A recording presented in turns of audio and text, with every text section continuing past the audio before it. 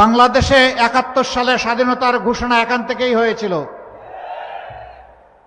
আপনাদেরই এক গর্বিত সন্তান সবার আগে চিৎকার দিয়ে বলেছিলেন উই রিবর্ন।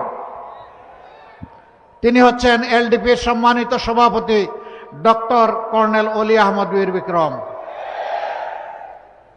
জিয়াউর রহমান সাহেবকে হাতে ধরে সামনে এগিয়ে নিয়ে গিয়েছিলেন। চট্টলাবাসী আপনাদেরকে স্যালিউট। এই গর্বিত ইতিহাসের আপনারাই সূচনা করেছিলেন। কেন?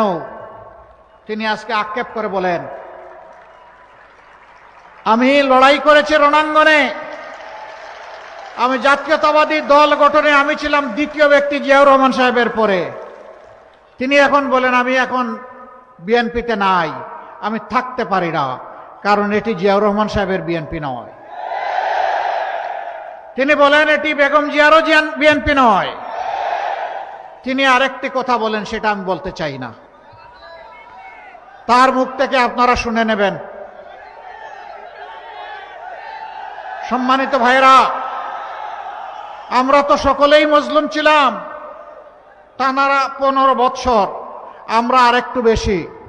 আমাদের উপর তাণ্ডব শুরু হয়েছিল 2006 সালের 28 অক্টোবর। লগি বইটার তাণ্ডব চালিয়ে 0 পয়েন্টে প্রকাশ্য দিবালুকে আমাদের 6 জন ভাইকে খুন করা হয়েছিল। খুনের রাজনীতির এখানেই সূচনা। পিছনের দরজা দিয়ে এসে আওয়ামী লীগ তারপরে যা করেছে তার সাক্ষী বাংলাদেশের 18 কোটি মানুষ। তারা তাদের পাওনায় এক অংশ পেয়ে গেছে। এখন বাংলাদেশ মুক্ত হয়েছে। আপনারা কি চান যে বাংলাদেশ পুরাপুরি মুক্তি পাক? আপনারা কি চান যে এটা একটা স্বাধীন সার্বভৌম দেশ হিসাবে মর্যাদার সাথে মাথা উঁচু করে দাঁড়াক? যদি তাই চান, তাহলে ফ্যাসিবাদী খাসলতের যারা, এদেরকে চিরতরে লাল কার্ড দেখাতে হবে। আফসোস, সবচেয়ে নির্যাতিত দল জামাতে ইসলামী ধৈর্য ধরল, দেশে শান্তি শৃঙ্খলা ফিরিয়ে আনতে সাহায্য করলো, শহীদ পরিবারগুলোর কাছে দৌড়ে গিয়ে হাজির হলো, আহত পঙ্গুদের পাশে গিয়ে সান্ত্বনা জুগালো, বন্যা কবলিত মানুষের পাশে গিয়ে দাঁড়ালো। আর সেই জায়গায় এক দল চাঁদাবাজিতে ঝাঁপায়ে পড়ল।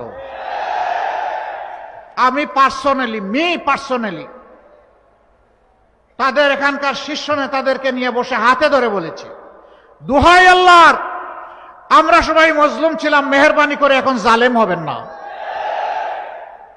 মানুষকে কষ্ট দিবেন না, চাঁদাবাজি বন্ধ করুন, অমুক আলম তমুক আলমের সাম্রাজ্যের পাহারাদারি বন্ধ করুন।